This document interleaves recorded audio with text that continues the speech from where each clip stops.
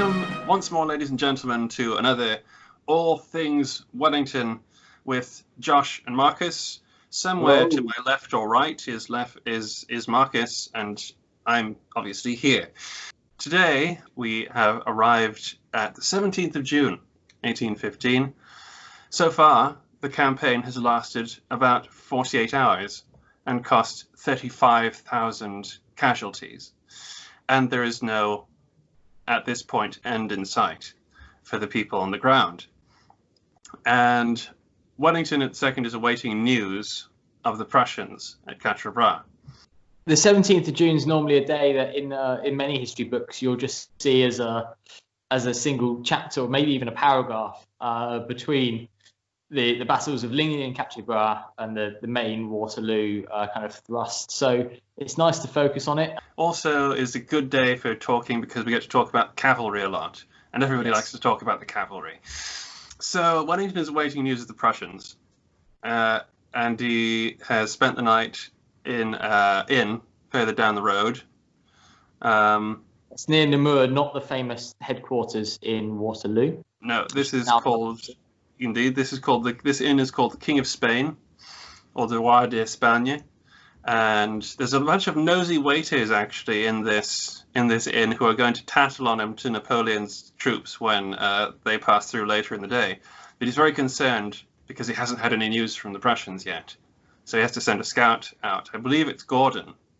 He sends out with the troop or half troop or something like that, and Gordon goes out, finds out Prussians are no longer in situ, and races back to give the news. And that's roughly when he sends Delancey off, because Delancey goes back to Mont St Jean. Wellington sent him back to survey it properly as a good spot to arrange troops around. And Wellington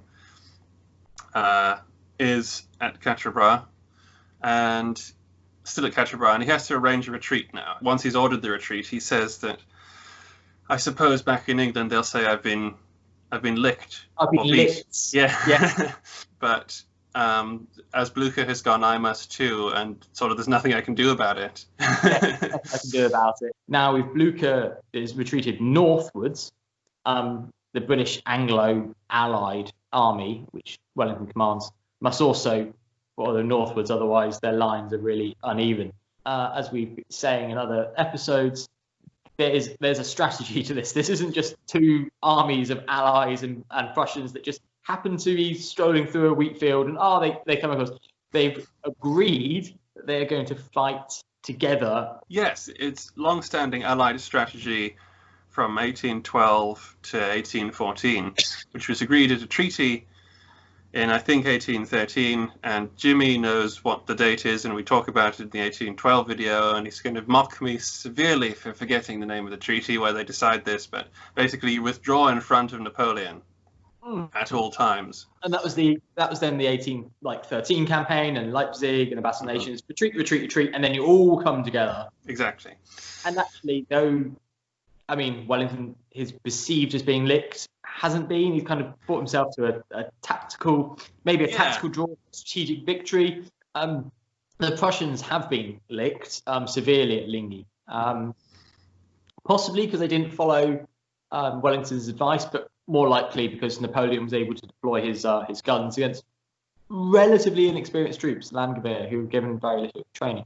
He was able to completely dominate the Prussian position and do what he wanted with it for much of the day.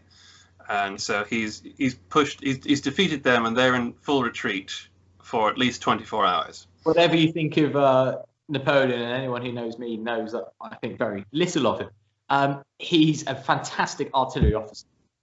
He really, really knows his guns. Up to, I think, the late stages of the 1814 campaign, he was actually looking down the barrels of guns and getting batteries to lay them himself, much like Wellington deploys regiments. And knows ground. Napoleon knows guns and gunnery, and Ligny just played into his hand of the wide fields. He was able to dominate them, and do what he does really well, which is go on the offensive, use their elan, their spirit in the columns, and his guns in mutual support, and he does it fantastically well. And actually, it's funny because if you've ever read about the Waterloo campaign, you'll know that it's possible to kind of summarize it in a way by saying you have the artilleryman Napoleon against Wellington, the infantryman, and Blucher, the cavalryman. Yes, you've got those. Wellington obviously now has to do a bit of staff work, as we've said. He sent people out to route the army, back to tricky language English, back to routes. We never route. It's a tactical. Oh no, exactly. Back towards Brussels-ish, but his mind is on Mont St Jean, and it's interesting that he has this map with him that has been literally pasted or stitched together by, I think, the Royal Engineers the night before he heads out to Quatre Bras, which I believe is in some collection somewhere. Near Chatham Dockyards. There's okay. a museum. It's held in there. And that was his map, and this is the map he used he had in his saddlebags that day. And it's approaching now midday, roughly up to 2 p.m. The French are starting to mass in the distance, but importantly, the Allied infantry are out of the game now. 50,000 almost Allied infantry that had collected at Quatre Bras are now well on their way to Mont St Jean. At least, like I said before, 3 hours start on the French, and Wellington is waiting on a small rise behind Quatre Bras with his staff. There's apparently batteries of guns on this small rise, rocket troop in the rear. And he says, well, that's the last of the infantry away, and I don't care now. And that is his basically handing over to Lord Uxbridge. And he rides off to Mont St Jean, leaving Uxbridge in charge of the rear guard. And if there's a man in the British Army that you want in charge of a rear guard, it is Henry Paget, the Earl of Uxbridge. Especially with cavalry. Handsome Henry, as he's known to the ladies, is very good with cavalry. When he was relatively briefly in the Peninsular War, before he ran off basically with one of Wellington's brother's wives, he was a really talented cavalry commander and could bring down troops upon flanks and really maneuver warfare in a small scale. And now he's only got a lot of cavalry. He's risen up the ranks. He's where he needs to be. He's nominally Wellington's second in command as well. And it's a really difficult friendship for Wellington because of his sister-in-law, but it's a really good working partnership actually. Mm-hmm. Yes, that happened a long time ago, and Wellington does keep joking about it quite a lot. And he doesn't particularly know Uxbridge very well, but he works with him. And he won't run off with me. And yes. And Uxbridge never complains actually about the Duke of Wellington. And if anybody was going to complain, then Uxbridge would be the one to do it. So obviously they managed to get on fairly well. I want to point out that they became friends in later life. This kind of it could have been a really difficult working relationship if somebody ran off with your brother's wife. I mean, you've got to work hand in hand. It could be really uncomfortable. But there's paintings of the Waterloo banquets, and you've got Wellington. You've got the King of England, William IV. You've got the King of the Netherlands, William I. And then you've got the ambassador from Russia, and then you've got Uxbridge. So he's like the fourth most important person basically at the table on the other side of the ambassador from Russia. So he's there. There's other paintings of them together. So there's a really close friendship. I think it's kind of this literal bond in blood because of what happens to Uxbridge the next day on the 18th. This real bond of blood of serving together during this campaign, and they work relatively well. They do. And so Uxbridge is in charge here. He has a decent amount of cavalry up here behind Quatre Bras. It's Vivian Vandeleurs' brigade, light cavalry brigades, Ponsonby and Somerset's heavy brigades, and Dornberg's light cavalry brigades. So about 5 brigades in all, adding up to about a division point 1.1 division of cavalry. Division plus military speak. And it also includes a great many very experienced regiments. Commanded all of those officers there are veteran officers who can be relied upon. They have horse artillery up with at least 2 troops of horse artillery, one under Captain Mercer. They also have a rocket troop up under Captain Wynyates. And Napoleon arrives at around 2, sees nothing's happening, and just starts throwing troops forward. He sends his horse artillery up. This is a classic fighting withdrawal at this stage. It is. Rather than pushing forwards, you cover your retreat. There's an old tactic where you say you've got one foot on the ground and that's always being supported by the other one, lest you fall over. It's a tactic that's still used today in Wellington's army. At a smaller scale, skirmishers would be working in pairs. And this is what they're doing. There's batteries of guns, one moving backwards, one firing. But importantly, the main body are, in this time, walking away. And that's exactly what Uxbridge does in this retreat. He splits his force into 3. Dornberg's on the right, Vandeleur and Vivian are on the left, Ponsonby and Somerset are in the centre. And for some reason, he keeps his own personal regiment, 7th Hussars, with him. That's like a personal bodyguard. Yeah. And so as the French come at him, British guns open fire, and there's a funny moment for Captain Mercer when the rockets open fire. Well, yeah. So the rockets, if I can just so actually at this point, Wellington's already ordered the rocket troop to exchange their rockets for guns before the opening stages of the campaign. And they actually do have 2 guns attached to them. They have 2 guns, but they basically plea, or their commanding officer pleads on their behalf to keep the rockets, because they're still basically an experimental weapon. They get brought forwards, and at this point they actually pass Wellington, who orders them not to fire the rockets. And again, Captain Wynyates talks to his commanding officer, I can't remember the major's name, who again turns around and pleads that with Wellington that we are allowed to fire the rockets. And Wellington quite famously has a quick change in mood. He's like, I want my orders to be followed. Yeah. And then he goes, basically, okay, then, if you really want to, you can fire the rockets. And we know that they are fired because Captain Mercer, Cavalier Mercer, who very famously writes this big diary works, he witnesses the rockets being fired, and he says that, and it goes off, and it's just starting every which way.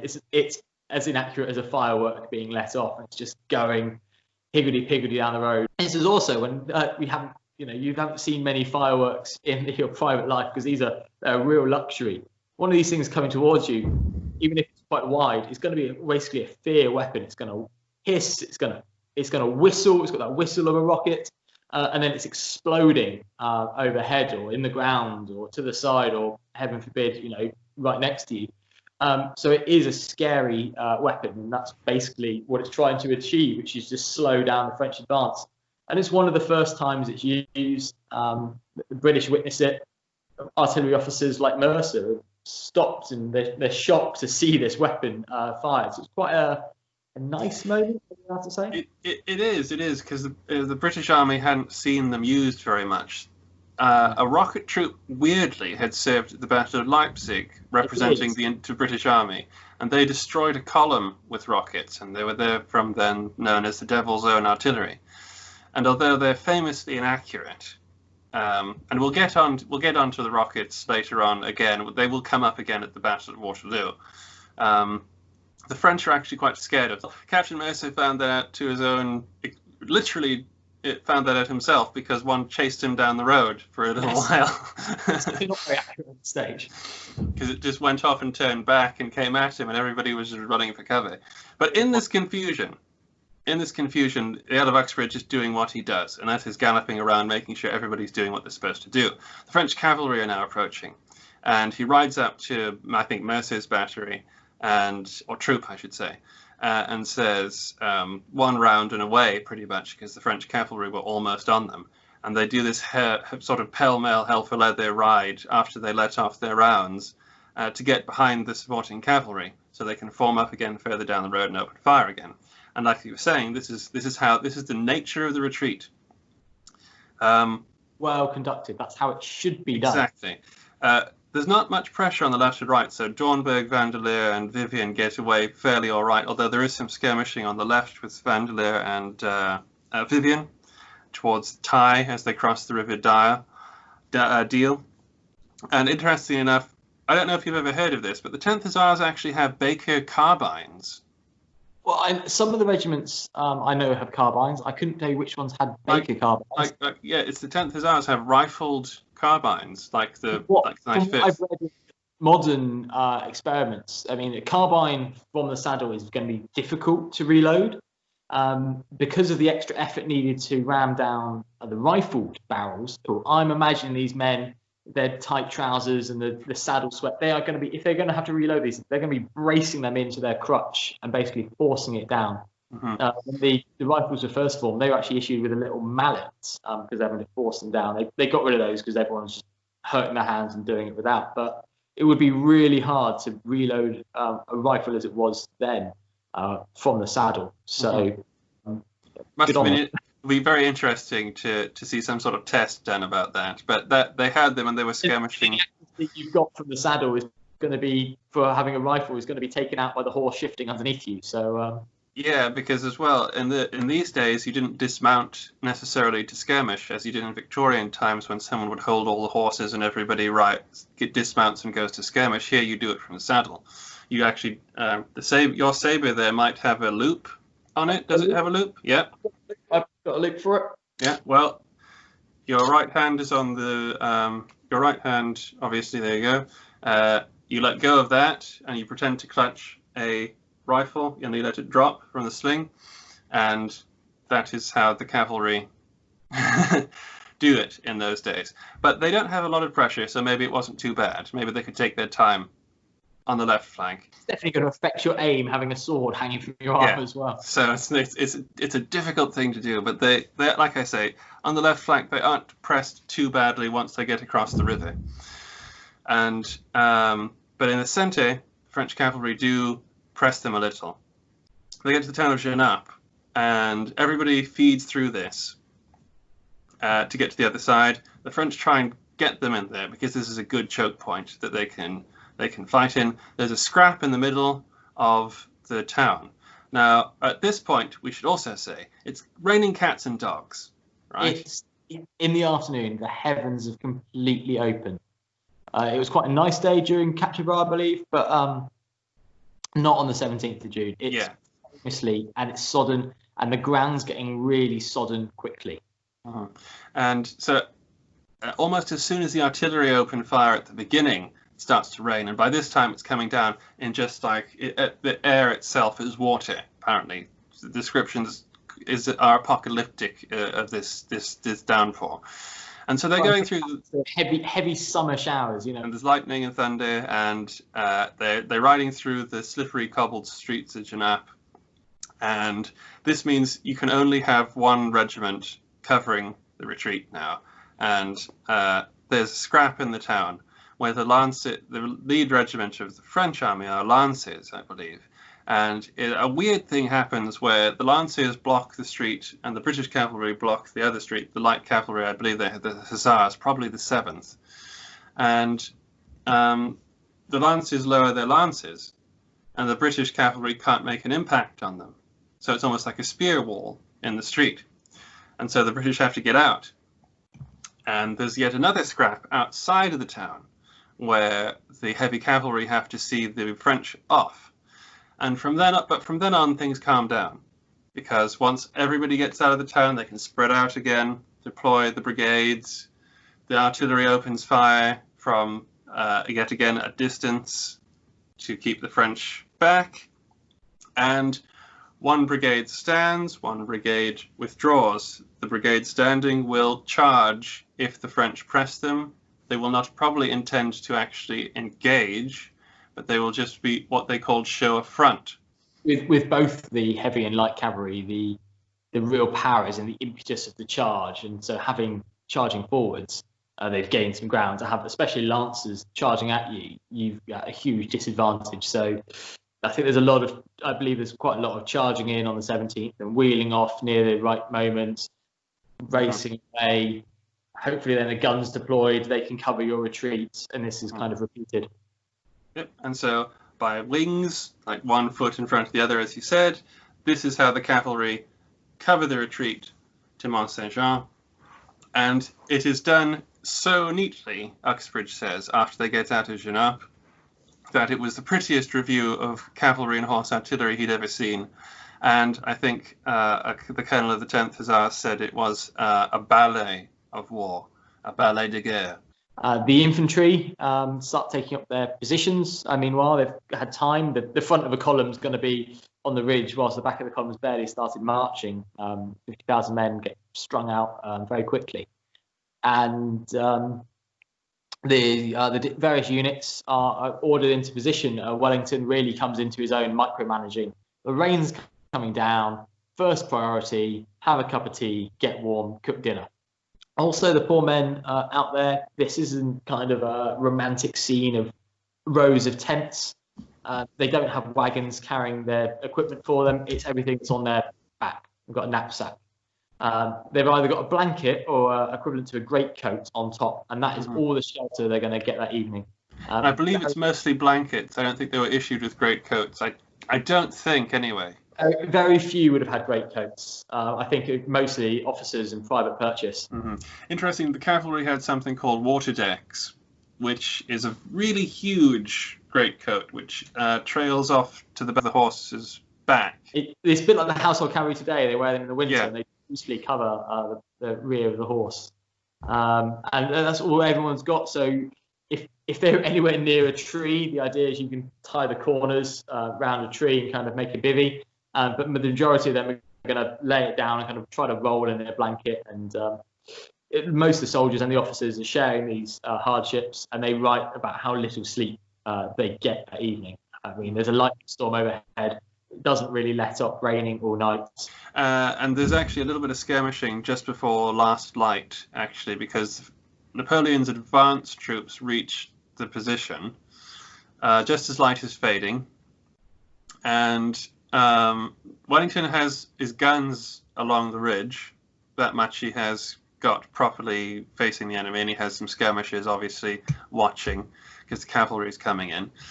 And Napoleon's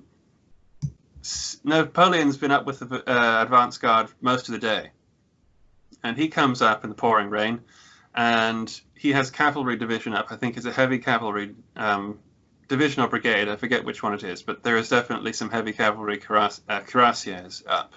The Big Brothers, they're nicknamed to the English.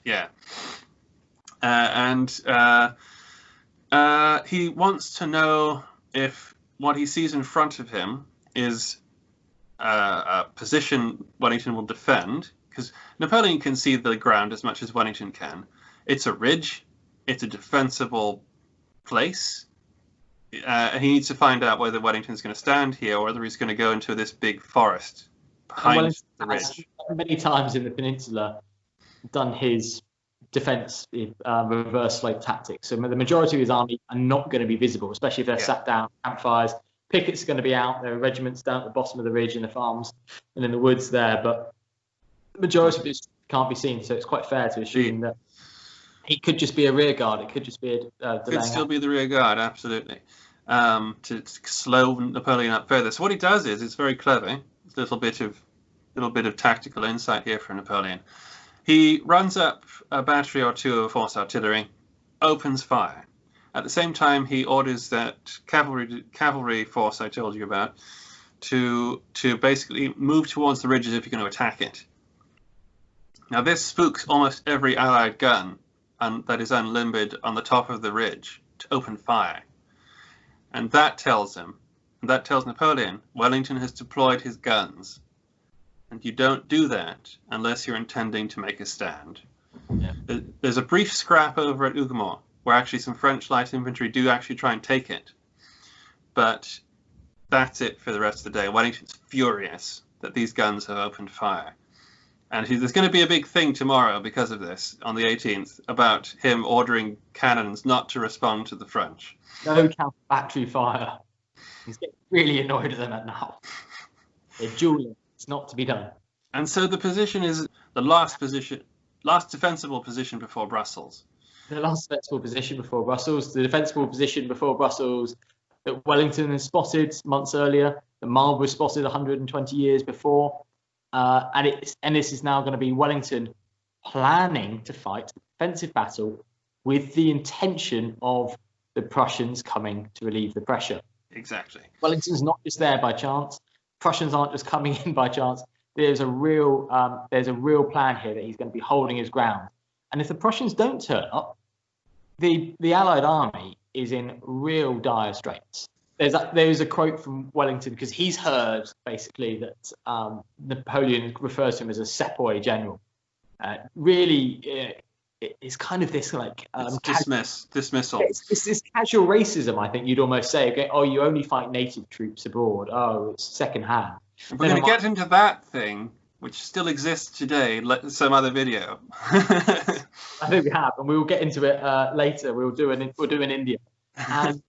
And Wellington turns around and says, "Oh, well, now I'll show him how a sepoy general defends a position." And he does. He does. He gets the cane out of the cupboard and. Damn it, he'll do it. Wellington's acting like an Allied general here.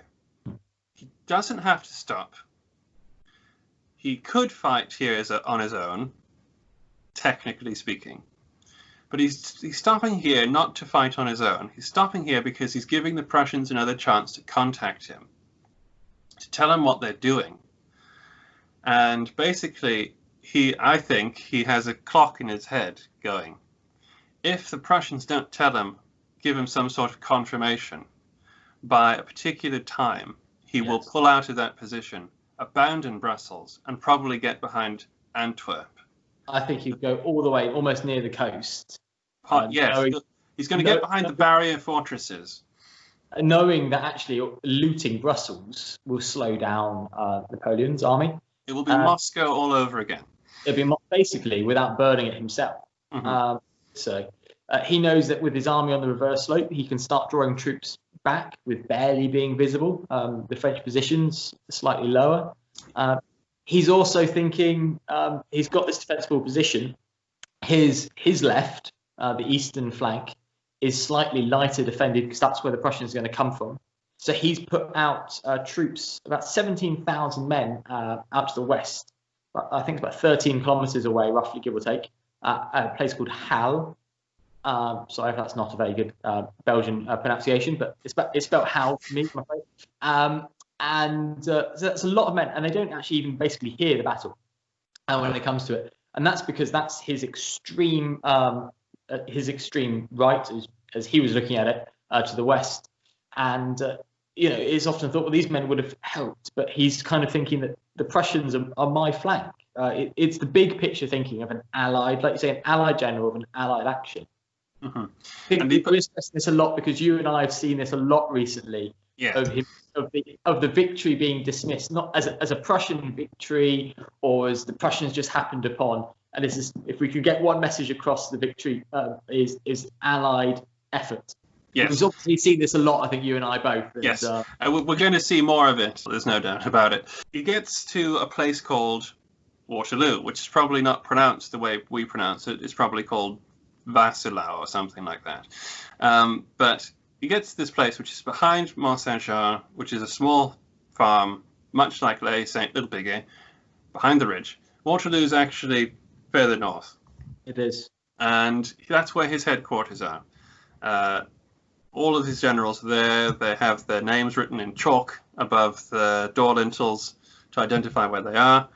And he's departments and the ADCs. This is what they do. That's what they've been doing.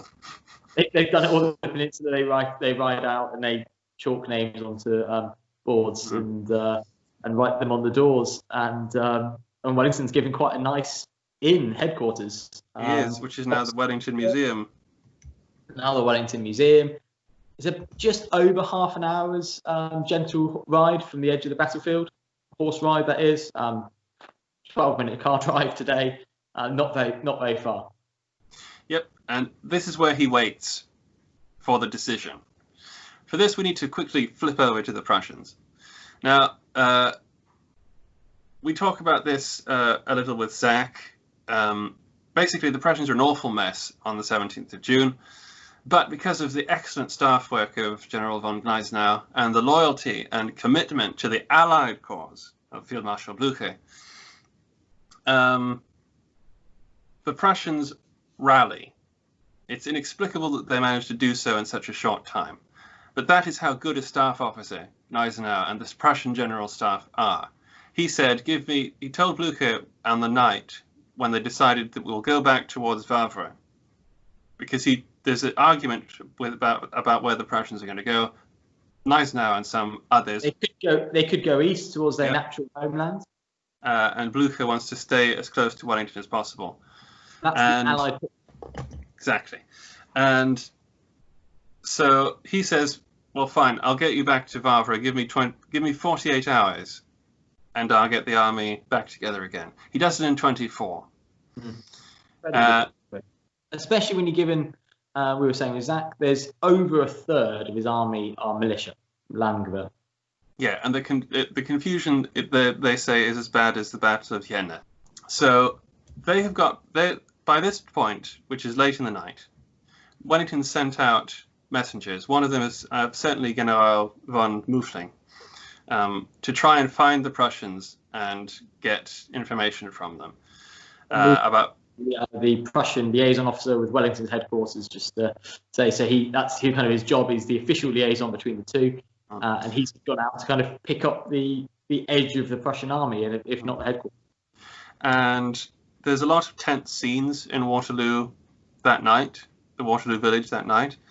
Famously, there's a kind of a scene with Uxbridge in Wellington, where Wellington's sitting around waiting for this news to arrive, and Uxbridge asks him, what's your plans for tomorrow, Your Grace? And Wellington, I think if it's accurate, it just shows how wound up he really is, how tense he is waiting for this news, because he starts to softly mock him by going, has Napoleon given you any indication of his plans?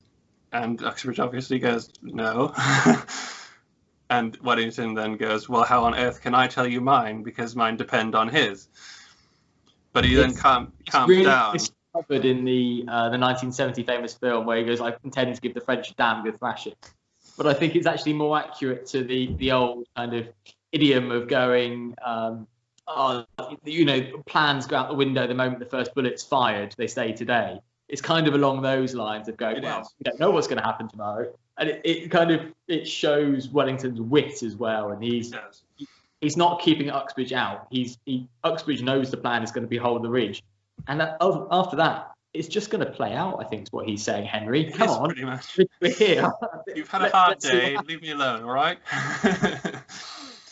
And yeah, he softens it afterwards by saying, no matter what happens, you and I will do our duty. And nice touch. It is a nice touch, because he realizes he's being a bit, he's crossing a line. And Uxbridge is just, because another thing about Wellington is he doesn't like seconds in command. He doesn't see the use for them. At least not a voluble one. He understands the next guy in line, if he gets killed, is going to take over. But that doesn't need to be an actual post. Everybody should just know who that is. Whereas most armies would have a nominated second in command, and who consults. And he nominally has those in the peninsula. Lord Lyndoch, Thomas Graham is one occasionally when he's not down in Cadiz. But I mean, he's a bit more of what Wellington wants, which is just, we're going to do this. And does anyone have any objections? No, because you're not going to. Right, let's do the plan. And Wellington's plan is 9 times out of 10 a really good plan. And I quite like the little bit of gentle ribbing into Henry Paget there, Uxbridge. It's kind of showing that kind of awkward brothers in arms thrust together, but we're in the common cause against the enemy. And at some point in this headquarters late at night, sometime between 12 and 1, I think, that word comes back from the Prussians. Blucher promises to support Wellington the next day if he will stand. Both sides are conditional. If Wellington stands, Blucher will come. If Blucher will come, Wellington will stand. And Blucher promises to support him with one corps, at least one corps. And that's all Wellington needs. And Wellington calls this the defining moment of the age, this moment. And it really is. Without this assurance, Wellington would have withdrawn through the night, as we said, through Brussels, abandoning Brussels. He's actually writing letters that night. During the entire campaign, a few historians done some work, and over like the 4 days, they think Wellington's got something like 9 hours sleep. Because when he's in the headquarters, he's waiting for the news. He's not catching a quick doze. He's writing to everyone, including the King of the Netherlands, including these friends. King of France. Definitely many lady friends. The whole list of lady friends he writes to. He's a really prolific letter writer, Wellington, and he's not like kind of using the same format. He's writing them all a personalised letter, and he's not telling them to get out. He's basically saying you need to go at a moment's notice. So load up the wagons, load up the carriages, and then wait. And this does lead to some panic in Brussels. People going, have we already lost? Hold on, he's retreated back. Quatre Bras, was that a victory? There's wounded coming into Brussels from Quatre Bras today. And you're going to see wounded soldiers. There's a hospital set up, like a field hospital, basically in the main square. So people are going to start to see the wounded, and some of them are going to be dying there and then. And actually, some of the walking wounded are going to be wandering up and down Brussels with battle scars and fresh oozing wounds. So it's going to, to the untrained, we were saying in an earlier video, which I quite enjoyed doing about Duchess Richmond's ball and Brussels society, there's a lot of kind of younger ladies and especially civilians who are going to be as close as they've ever got to a battlefield. So then they would have been waiting weeks before to read the newspapers. They're seeing something like 12 hours later, and it's going to look quite horrific. All these injuries to polite society. Suddenly, even after a victory, is going to look like such a horrific thing, which it is. And so this is also news is going to be that Wellington has retreated as well. So. Yeah. Not looking good at the second, actually, from Brussels' point of view. There were some people who'd organised hunts and picnics and rides south, and they're going to hear gunfire, and again, automatically that's going to start to feel bad, and the army marching towards you in an effective tactical withdrawal, not a retreat, is going to be pretty bad. Indeed. And so the sense of just not knowing is really high in Brussels, and it must have been awful for them packing up and not knowing when to go and leave. Some people just leave and things like that. Most of the Belgians, I think, leave quite early and things. The Belgians leave quite early. I mean, one side or another, when an advancing army comes into a city in this period of warfare, it's pretty bad. I think the fear of any advancing army to all these civilians who've come over for what they were kind of hoping was going to be a bit of a jolly summer would have been really terrifying. Would have been really terrifying, let alone for the troops waiting for the battle the next day. Some people in the army obviously don't know that this is certain yet, but as the night wears on, it's becoming more and more inevitable. And that is essentially obviously we've crossed over into the 18th of June now, and so we reach the end with a final note, I suppose, to the French. The French are obviously exposed to the same storm with less supplies, and they're strung out over a very large area. Very large area. They've got all of the front across the Prussians, but also their supply train along this like one narrow road. It's not where it needs to be, and that's going to become very important, especially with the artillery. Mm-hmm. Even though, even saying that, Napoleon is confident because he gets his battle, he feels, and Napoleon loves it when he can get a battle because he always feels he can even if he can't strategically get anybody, he can beat them in a field battle. Is what he feels, and to a degree, it's accurate. He does tend to win if he's in a tactical situation. So this has been a good, simple, straightforward cut-in / cavalry episode, really. which it's important to remember when we talk about Waterloo and things, that it's not just battle, stop, battle.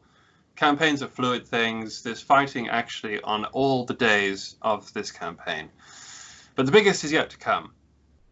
The biggest yet to come. On the 17th, the last thing it's normally just a line in history about retreats, but there is fighting. Because of that, men do die. And if you've been watching the series, when we had Zach White on, he's headlining the kind of Waterloo Remembered for the Waterloo 205. So if you're watching this in 2020 and before that's happened, or if afterwards, and they'll all be online, Josh and I both participating in some readings. Look out for Waterloo Remembered, the Napoleonicist podcast. You'll hear some of our readings, and we will be paying tribute to the men across the entire campaign, from actually the 15th when the fighting started until the injuries much later.